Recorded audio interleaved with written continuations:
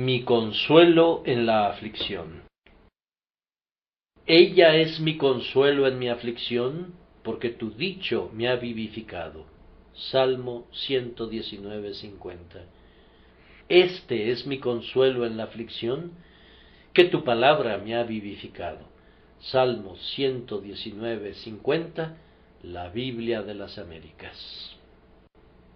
Es casi innecesario que diga que, en algunos aspectos, los mismos acontecimientos suceden a todos los hombres por igual, y en materia de aflicciones, sin duda es así. Ninguno de nosotros puede esperar escapar de la tribulación. Si eres un impío, muchos dolores habrá para el impío. Si eres un hombre piadoso, muchas son las aflicciones del justo. Si andas en los caminos de la santidad, descubrirás que hay obstáculos que el enemigo ha arrojado en la vía. Si andas en los caminos de la maldad, caerás en trampas y serás retenido en ellas hasta la muerte. No hay forma de escapar de la tribulación. Nacimos para experimentarla de la misma manera que las chispas saltan ineludiblemente hacia arriba. Cuando nacemos por segunda vez, aunque heredamos innumerables misericordias, nacemos ciertamente para experimentar otro conjunto de problemas, pues entramos en pruebas espirituales, en conflictos espirituales, en aflicciones espirituales y cosas semejantes, de tal manera que experimentamos un doble conjunto de angustias al tiempo que recibimos dobles misericordias. El autor de este Salmo 119 era un buen hombre, pero era ciertamente un hombre afligido. David experimentó la aflicción muchas veces, y se trataba de graves aflicciones. El varón conforme al corazón de Dios fue alguien que sintió la propia mano de Dios en la disciplina. David fue un rey, y por tanto sería locura de nuestra parte suponer que los hombres que son más ricos y más grandes que nosotros están más protegidos de la aflicción, pues sucede todo lo contrario. Los vientos son más tempestuosos en las partes más altas de la montaña.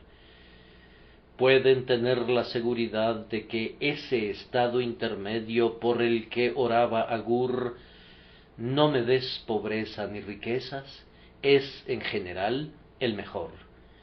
La grandeza, la prominencia, la popularidad, la nobleza y la realeza no proporcionan ningún alivio en la tribulación, antes bien la exacerban. Nadie que considere su propia comodidad asumiría dignidades acompañadas de tantos afanes y enormes congojas. Hijo de Dios, recuerda que ni la bondad ni la grandeza pueden librarte de la aflicción. Tendrás que hacerle frente sin importar cuál sea tu posición en la vida. Por tanto, enfréntala con intrépido valor y arráncale una victoria. Sin embargo, aun si le haces frente, no escaparás. Si clamas a Dios pidiéndole ayuda, Él te ayudará a lo largo de la tribulación, pero no es probable que la aparte de ti. Él te librará del mal, pero aun así puede conducirte a la tribulación. Él ha prometido que en 6 tribulaciones te librará, y en la 7ª no te tocará el mal, pero Él no promete que serás preservado de 6 o 7 tribulaciones. Uno semejante al Hijo de Dios estaba con los 3 santos jóvenes en el fuego, pero Él no estuvo con ellos antes de que fueran echados dentro del fuego, al menos no estuvo visiblemente. Y Él no estuvo con los jóvenes ya fuera para apagar el fuego o para impedir que fueran echados dentro del fuego. Yo estoy contigo, Israel, al pasar a través del fuego, podría describir muy bien la garantía del pacto. que podamos experimentar el fuego si con eso podemos experimentar la presencia divina, que aceptemos con alegría el horno si podemos encontrar allí la compañía del Hijo de Dios con nosotros. Cada hijo de Dios entre ustedes puede, con el salmista, hablar de mi aflicción. Tal vez no sean capaces de hablar de mi propiedad, de mi herencia, de mi riqueza o de mi salud, pero todos ustedes pueden hablar de mi aflicción. Nadie monopoliza la desgracia. Una porción de la negra dosis de aflicción les corresponde a todas las demás personas. De ese vaso todos nosotros hemos de beber, poco o mucho, y hemos de beber de él según lo ordene Dios. Hasta aquí, entonces, hemos considerado un evento que le sucede a todos por igual.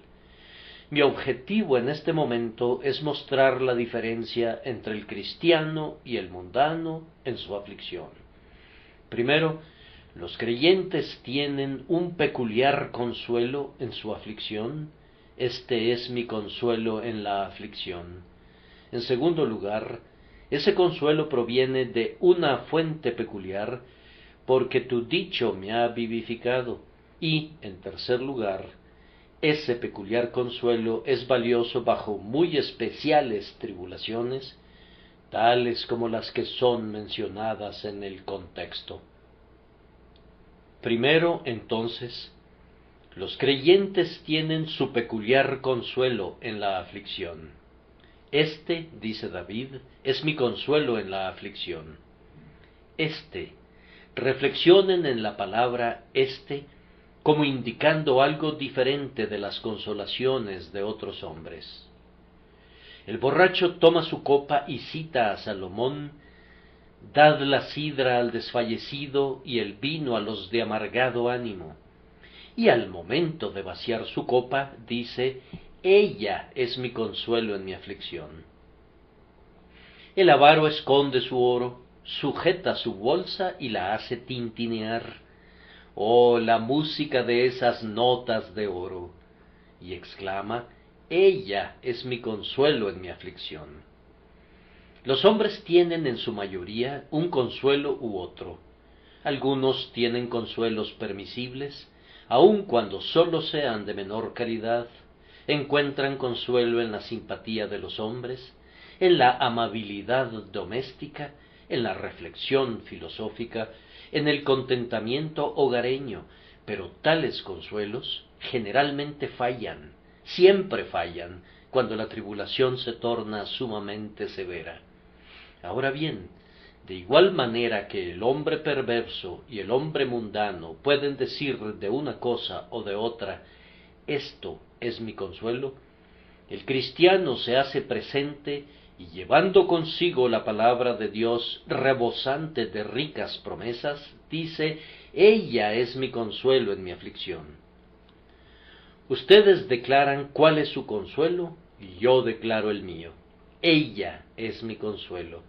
Evidentemente no se avergüenza de su consuelo, evidentemente está dispuesto a presentar el solaz que prefiere a todos los demás. Y mientras otros dicen: yo derivo consolación de esto y yo de aquello, David abre la Santa Escritura y exclama alegremente: ella es mi consuelo. ¿Puedes decir tú lo mismo? En oposición a cualquier otra cosa, esta promesa de Dios, este pacto de su gracia, es mi consuelo. Ahora lean en otro sentido, el de indicar que sabía en qué consistía. Es mi consuelo. Él puede explicar cuál es su consuelo. Muchos cristianos obtienen consuelo de la palabra de Dios, de la fe en Cristo y de los ejercicios religiosos, pero difícilmente pueden decir cuál es el consuelo. Una rosa huele fragantemente para un hombre que no sabe cuál es el nombre de la rosa. Un cultivador de rosas me dice: esta es la Marshall Neal.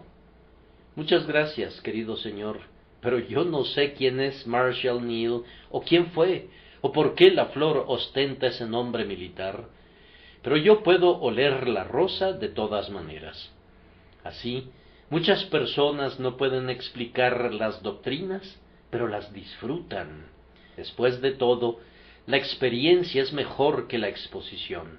Con todo, es algo espléndido cuando ambas cosas van juntas, de tal manera que el creyente puede decirle a su amigo: escucha, yo te lo diré, este es mi consuelo. Yo vi cuán feliz eras, querido amigo, cuando estabas en la tribulación. Vi que estabas enfermo el otro día y noté tu paciencia. Sabía que habías sido calumniado y vi cuán tranquilo estabas. ¿Podrías decirme por qué estabas tan calmado y obrabas con tanta serenidad? Es algo muy feliz cuando el cristiano está preparado para responder exhaustivamente a la pregunta. Me agrada verlo dispuesto a proporcionar con mansedumbre y reverencia una razón de la esperanza que hay en él, diciendo: este es mi consuelo en mi aflicción. Si has gozado del consuelo de Dios, yo quiero que lo encapsules de tal manera que puedas transmitirlo a un amigo. Haz que tu propio entendimiento capte la explicación de tal manera que puedas decirles a los demás de qué se trata, para que puedan gustar de la consolación con la que Dios te ha consolado. Debes estar preparado para explicarles a los jóvenes principiantes: este es mi consuelo en la aflicción. Además, este es usado en otro sentido, es decir, el de tener el consuelo cerca, a la mano.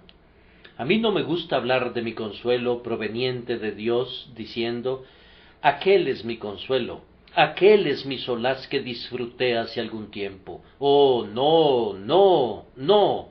Necesitas un consuelo que puedas estrechar contra tu pecho y decir: esto es mi consuelo, esto que tengo aquí en este momento. Esto es una palabra que indica una cercanía. Esto es mi consuelo. ¿Estás disfrutándolo ahora? Fuiste muy feliz una vez. ¿Eres muy feliz ahora? Cuán apacibles horas disfruté una vez. Cuán dulce es todavía su recuerdo. Sí, eso está muy bien, Cowper, pero sería mejor que cantaras: cuán apacibles horas disfruto ahora, cuán dulce es la hora presente. Este es mi consuelo, todavía lo tengo conmigo. Así como mi aflicción está presente en mí, así mi consolación está presente en mí. Ustedes han oído la clásica historia del hombre de Rodas que dijo que en tal y tal lugar había dado un salto de muchas yardas. Alardeaba al respecto hasta que un griego que se encontraba cerca marcó la distancia y le dijo: ¿te importaría saltar siquiera la mitad de esa distancia ahora? Así he oído hablar a la gente de los goces que una vez disfrutaron y de los deleites que una vez gozaron. Me he enterado de un hombre al que le fueron arrancadas las raíces de la depravación, y en cuanto al pecado, casi ha olvidado lo que es eso. Me gustaría ver a ese hermano cuando está bajo los efectos del reumatismo.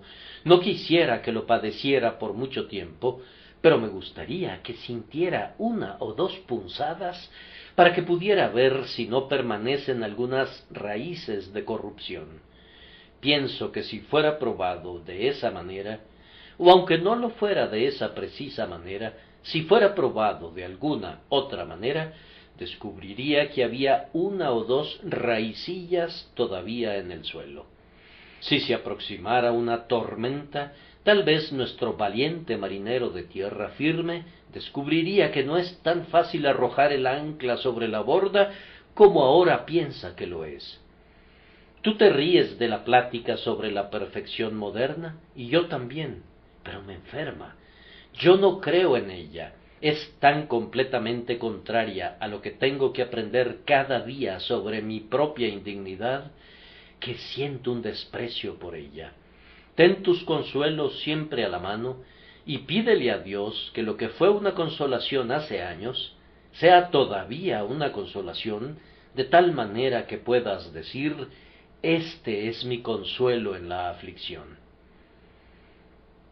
Además, yo pienso que la palabra "este" se entiende como un argumento utilizado en la oración. Permítanme leer el versículo previo. Acuérdate de la palabra dada a tu siervo, en la cual me has hecho esperar. Esta es tu promesa en la que me has hecho esperar. Señor, cúmplela en mí, pues tu promesa es mi consuelo en mi aflicción, y yo la argumento en mi oración. Supongan, hermanos, que ustedes y yo fuéramos habilitados para recibir consuelo de una promesa. Entonces tendríamos en ese hecho una buena razón utilizable para con Dios. Podríamos decir: Señor, he creído de tal manera en esta promesa tuya, que me he persuadido de que ya tenía en mi posesión la bendición que allí se prometía. ¿Y ahora seré avergonzado por esta esperanza mía? ¿No honrarás tu palabra en vista de que tú me has inducido a que descanse en ella? ¿No es esta una buena argumentación? Recuerda la palabra para tu siervo, en la cual me has inducido a esperar, pues ese es ya mi consuelo. Y si tu palabra fallara, me habrías dado un falso consuelo y me habrías conducido al error.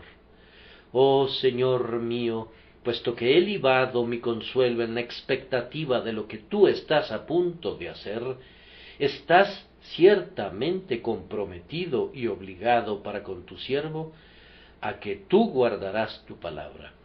Por esto la palabra "este" es vista como una palabra muy incluyente, que el Espíritu de Dios nos enseña a decir de nuestra inapreciable Biblia: ella es mi consuelo en mi aflicción. En segundo lugar, procederemos a notar que este consuelo proviene de una fuente peculiar. Este es mi consuelo, que tu palabra me ha vivificado. El consuelo, entonces, es parcialmente externo, proveniente de la palabra de Dios, pero es interno, de manera primordial y preeminente, pues es la palabra de Dios experimentada en cuanto a su poder vivificador en el interior del alma. Primero, es la palabra de Dios que consuela. ¿Por qué buscamos la consolación en cualquier otra parte excepto en la palabra de Dios? Oh hermanos y hermanas, me avergüenza tener que decirlo, pero acudimos a nuestros vecinos o a nuestros parientes y clamamos: tengan piedad de mí, oh amigos míos. Y terminamos con el lamento: consoladores molestos sois todos vosotros.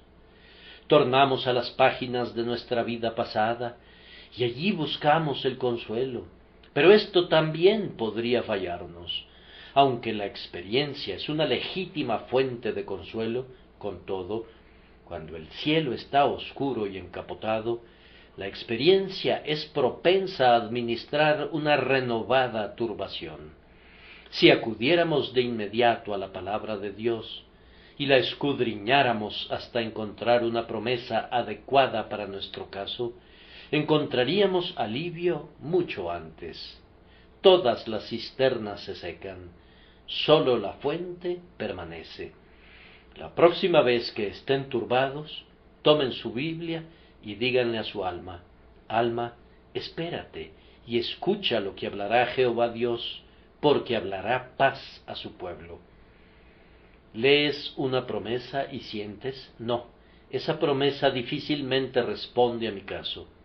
Aquí hay otra, pero está dirigida a una personalidad especial y me temo que yo no tengo esa personalidad. Aquí, gracias a Dios, hay una que se ajusta perfectamente a mí, así como una llave se ajusta a las guardas de una cerradura. Cuando encuentres una promesa así, úsala de inmediato.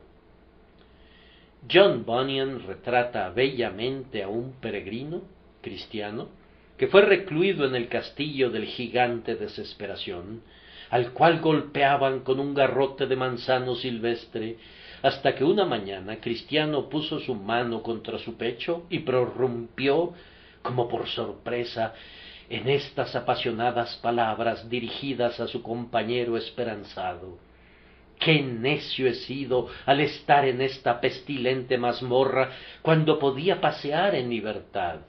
En mi seno guardo una llave que abrirá cualquier cerrojo del castillo de la duda». «Son buenas noticias, querido hermano», le dijo esperanzado. «Sácala y usémosla de inmediato». Esa llave, llamada promesa, fue insertada en la primera cerradura y la puerta se abrió con facilidad. Y luego fue insertada en la siguiente puerta y en la siguiente con inmediatos resultados. Aunque la gran puerta de hierro tenía una cerradura oxidada en la que la llave chirrió y crujió, con todo, finalmente se abrió y los prisioneros quedaron libres de la vil cautividad de su desconfianza. La promesa ha abierto siempre la puerta, cada una de las puertas, sí, y todas las puertas de la desesperación se abrirán con esa llave llamada promesa, con sólo que un hombre sepa cómo sostenerla firmemente y girarla sabiamente hasta que el pasador se desplace. Ella es mi consuelo en mi aflicción, dice el salmista, es decir, la propia palabra de Dios. Queridos amigos, acudan presurosos a este consuelo en todo tiempo de aflicción. Lleguen a familiarizarse con la palabra de Dios para que puedan hacerlo. A mí me ha resultado muy útil llevar en mi bolsillo las preciosas promesas de Clarke y recurro a ese librito en la hora de la tribulación. Si vas al mercado y hay la probabilidad de que hagas una transacción que requiera un pago de inmediato, siempre llevas contigo un talonario de cheques. De igual manera, lleva contigo las preciosas promesas para que puedas recurrir a la palabra que se adapte a tu caso. Yo he buscado las promesas para los enfermos cuando me he encontrado en esa condición, o he recurrido a las promesas para los pobres, para los abatidos, para los cansados y casos similares, de acuerdo a mi propia condición, y siempre he encontrado una escritura apropiada para mi caso. Yo no necesito una promesa para el enfermo cuando me encuentro perfectamente bien. No necesito un bálsamo para un corazón quebrantado cuando mi alma se regocija en el Señor. Pero es muy útil saber dónde has de poner tu mano sobre las apropiadas palabras de aliento cuando surja la necesidad. Así, el consuelo externo del cristiano es la palabra de Dios. Ahora vamos a considerar la parte interna de su consolación. Ella es mi consuelo en mi aflicción, porque tu dicho me ha vivificado. Oh, no es la letra, sino el espíritu lo que es nuestro consuelo real. No miramos a ese libro que tiene tal encuadernación y tal cantidad de papel y tal cantidad de tinta, sino al testigo viviente dentro del libro. El Espíritu Santo se encarna en estas benditas palabras y obra en nuestros corazones, de tal manera que somos vivificados por la palabra. Es eso lo que constituye el verdadero consuelo del alma. Cuando leen la promesa y es aplicada con poder a ustedes, cuando leen el precepto y obra con fuerza en su conciencia, cuando leen cualquier parte de la palabra de Dios y le da vida a su espíritu, es entonces que reciben un consuelo de ella. Me he enterado de algunas personas que leen un cierto número de capítulos por día y que completan la lectura de la Biblia en un año, lo cual es un hábito admirable, sin duda, pero esa lectura puede ser realizada tan mecánicamente que no se deriva ningún bien de ella. Cuando leas la palabra, Necesitas orar fervientemente para que te vivifique, pues de otra manera no te consolará. Pensemos en cuál sea nuestro consuelo en el tiempo de aflicción, debido al hecho de que el alma es vivificada por la palabra. El consuelo viene así. La palabra de Dios nos ha vivificado en días pasados. Ha sido una palabra de vida de entre los muertos. En nuestra aflicción, por tanto, nosotros recordamos cómo Dios nos sacó de la muerte espiritual y nos dio vida, y eso nos anima. Si puedes decir, por grande que sea el dolor que padezca, por grande que sea la aflicción que experimente, yo soy un hijo viviente de Dios, entonces tienes un manantial de consuelo. Es mejor ser el más afligido hijo de Dios que ser el mundano más alegre. Es mejor ser el perrillo de Dios que ser el mimado del diablo. Hijo de Dios, consuélate con esto. Si Dios no me ha dado un blando lecho, ni me ha dejado ileso, con todo, Él me ha vivificado por su palabra, y este es un favor especial. Así nuestra primera vivificación de la muerte espiritual es un soleado recuerdo.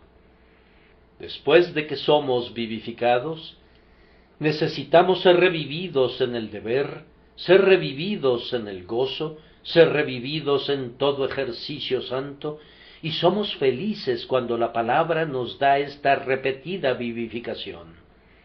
Querido amigo, si al mirar al pasado tú puedes decir, tu dicho me ha vivificado, he experimentado mucho gozo al oír tu palabra, he sido llenado de energía por medio de tu palabra, por tu palabra he sido conducido a correr por el camino de tus mandamientos, todo esto será un gran consuelo para ti. Entonces puedes suplicar, oh Señor, aunque pudieras haberme negado mucho del gozo que otras personas tienen, con todo, tú me has vivificado a menudo. Oh, que así sea de nuevo, pues ese es mi consuelo.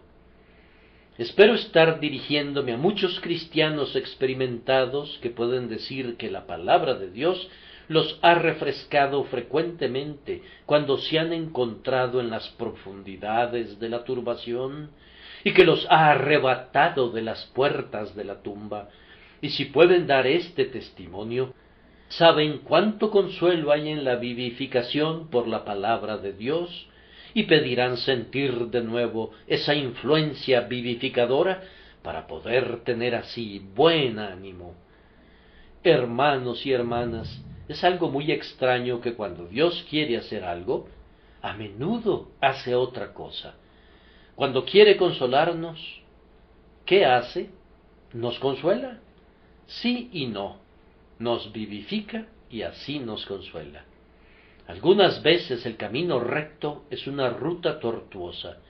Dios no nos da el consuelo que pedimos mediante un acto contundente, sino que nos vivifica y de esa manera obtenemos el consuelo. Allí está una persona muy abatida y deprimida. ¿Qué hace con ella un doctor sabio? No le da una bebida fuerte para que actúe como un estímulo temporal para su ánimo, pues eso desembocaría en una reacción en la que la persona se hundiría todavía más. Más bien le da un tónico y la fortalece, y cuando la persona está más fuerte, se pone más feliz y se quita de encima su nerviosismo. El Señor consuela a sus siervos vivificándolos. Este es mi consuelo en la aflicción, que tu palabra me ha vivificado. Me estoy dirigiendo ahora a algunos de los presentes que han experimentado una larga enfermedad, y es un gozo ver que han podido salir a la calle otra vez esta noche. ¿Acaso la palabra de Dios no los ha vivificado con frecuencia en la enfermedad? Tal vez hayan sido indolentes mientras gozaban de salud, pero la enfermedad les ha hecho sentir el valor de la promesa, el valor de la bendición del pacto, y entonces han clamado pidiéndole esas cosas a Dios. Pudieran haber estado preocupados antes por los afanes mundanos, pero se vieron obligados a desprenderse de ellos en el tiempo de la enfermedad, y su única preocupación ha sido estar más cerca de Cristo y recostarse apaciblemente en el pecho de su Señor. Algunas veces, estando en la prosperidad, raramente oraban, pero les garantizo que sí oraron cuando estaban a punto de morir y languidecían a las puertas de la muerte. Su aflicción vivificó sus oraciones. Hay un hombre que trata de escribir con una pluma de ave, pero su pluma sólo producirá un grueso trazo. Entonces toma un cuchillo y corta firmemente al extremo del cálamo de la pluma hasta que consigue escribir de manera admirable. De igual manera, nosotros tenemos que ser cortados con el filoso cuchillo de la aflicción, pues sólo entonces puede usarnos el Señor. Vean cuán pronunciadamente cortan los viñadores sus vides. Eliminan todo retoño a tal punto que la vid se mira tan seca como una vara. No habrá uvas en la primavera si no se realiza esta poda en el otoño y en el invierno. Dios nos vivifica en nuestras aflicciones a través de su palabra. Nuestras aflicciones tienen el propósito de ejercer una acción saludable en nuestras almas. Por ellas recibimos avivamiento espiritual y salud, y el consuelo fluye así en nuestro interior. ¿No sería sabio orar pidiendo ser librados por completo de la tribulación, aunque queramos serlo? Sería algo placentero contar siempre con un mullido sendero en nuestra ruta al cielo, y no encontrar nunca ni una roca en el camino. Pero aunque fuera placentero, podría no ser seguro. Si la ruta fuera una superficie de fino césped, que es recortado cada mañana con una cortadora de pasto, y mantenido tan fino como si fuera terciopelo, me temo que no llegaríamos nunca al cielo, pues nos dilataríamos demasiado en el camino. Las patas de algunos animales no están adaptadas para lugares lisos, y, hermanos, ustedes y yo pertenecemos a una raza que tiene pies muy resbaladizos. Resbalamos aun cuando los caminos sean planos. Es fácil ir cuesta abajo, pero no es fácil hacerlo sin ningún tropiezo.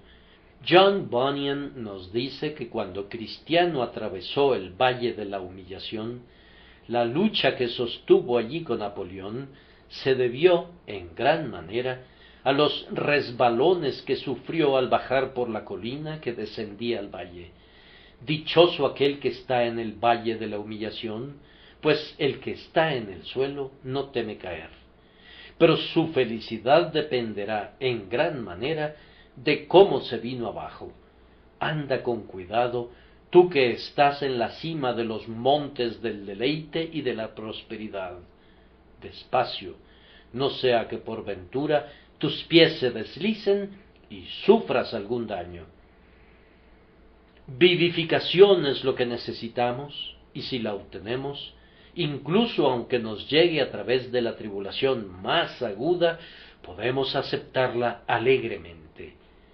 Este es mi consuelo en la aflicción, porque tu palabra me ha vivificado.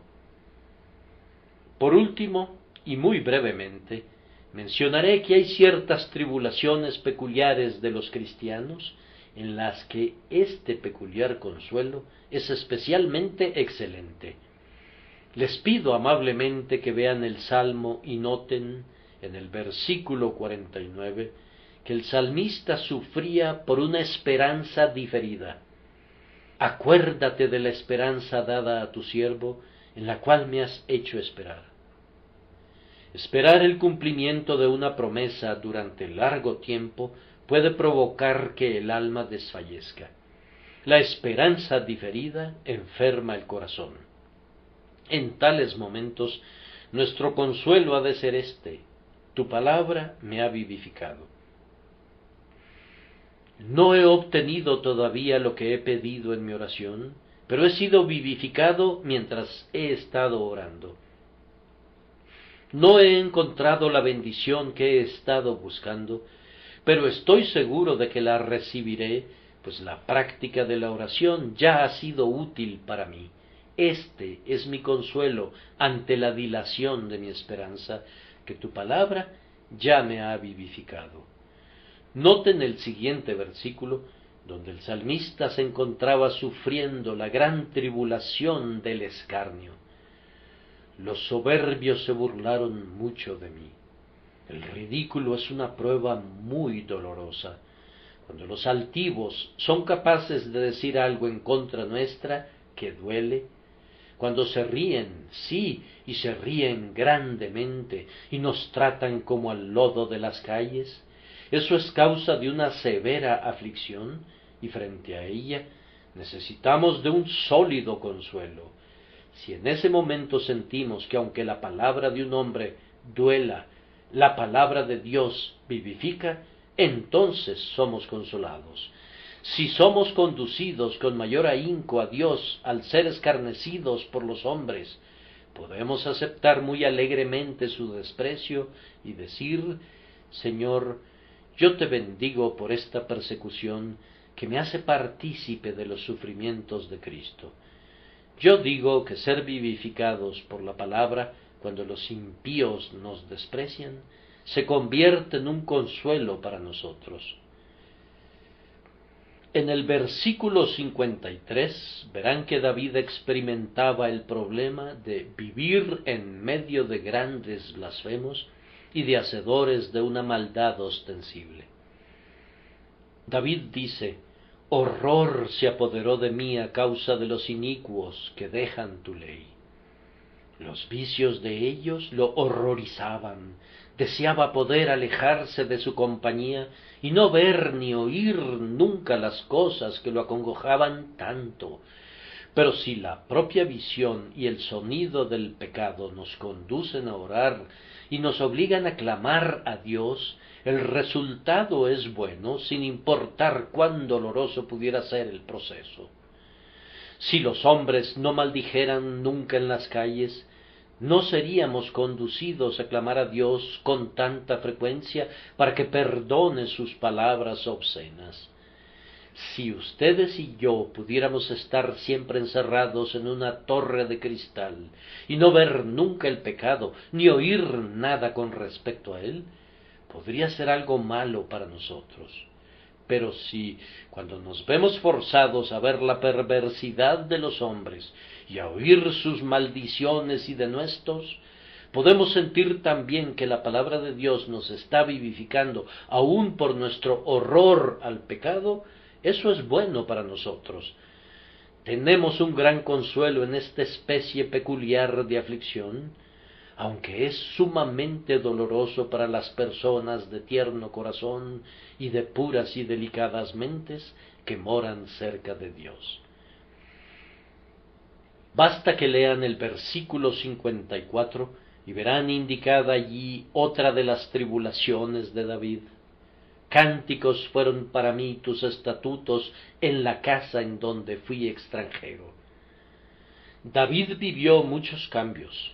Él experimentó todas las tribulaciones de la vida de un peregrino, las incomodidades de viajar por lugares donde no había una ciudad en la que pudiera quedarse. Pero afirma, ha sido mi consuelo en la aflicción.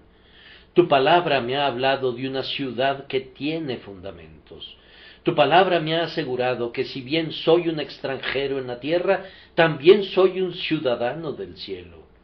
Tu palabra me ha vivificado, me he sentido tan fortalecido por tu palabra que me ha alegrado darme cuenta de que este no es mi reposo. Me alegra entender que debo partir a una tierra mejor, y entonces mi corazón se ha sentido feliz. Cánticos fueron para mí tus estatutos en la casa en donde fui extranjero. Por último, en el versículo 55, pueden ver que David estaba a oscuras. Dice: me acordé en la noche de tu nombre, oh Jehová, y guardé tu ley. Aún en la noche podía extraer consuelo de la influencia vivificadora que llega a menudo al alma por las Escrituras, incluso cuando estamos rodeados de oscuridad y de aflicción.